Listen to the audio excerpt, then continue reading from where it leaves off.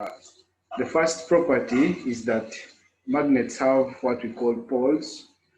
So the poles are basically, we have what we call the north pole of a magnet, and we have what we call the south pole of a magnet.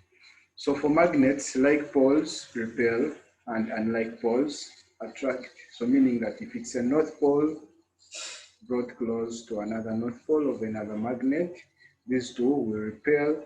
And if it is a north pole being brought close to a south pole, these ones will attract because they are unlike.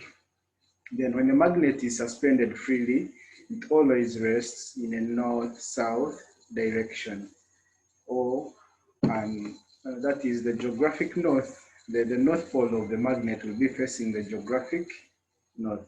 So we have what we call the geographic north, that is for the Earth, since the Earth is considered to be another magnet. So also we have what we call magnetic field lines, which are lines of force in the magnetic field, and they always run from north to south for all magnets. So for all magnets, the magnetic field lines run from north to south. Then there is what we call magnetic force. It can be either a force of attraction or repulsion, and it is greatest at the poles, because we said the poles are the north and the south pole. So the force of attraction or repulsion is great at these poles, around the north pole and also around the south pole. That's where the magnetic forces of attraction are great for every magnet. So this is an example of a suspended magnet which always rests in the north-south direction with the north pole facing the geographic north. Okay, so let's look at what we call polarity of a magnet. So polarity of a magnet, basically it is, when we talk of polarity, this word polarity alone, it comes from the word poles, or pole. It comes from the word poles.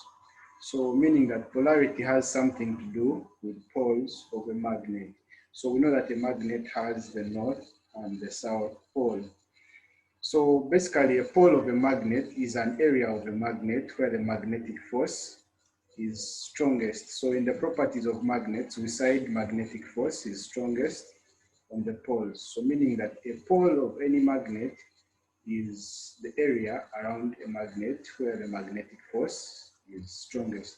So the magnetic force for all magnets is strongest at these poles here, at the north pole, around here, and also around the south pole, as compared to these other parts of a magnet. So that's why in the note we say that when a magnet is freely suspended, it always comes to rest in the north-south direction. That is the north pole. The poles will always be pointing in accordance to the hemispheres of the Earth. So also to confirm that attraction or magnetic force is strongest on the poles, when you dip a magnet in iron filings, you realize that iron filings will be concentrated on the ends. Iron filings are concentrated on the ends of a magnet. So most of them will be attracted towards the ends of the magnet. This is the magnet. So you have a lot of iron filings attracted towards this end and also more attracted towards this end. So showing that the magnetic force is strong on the poles of the magnet. Okay.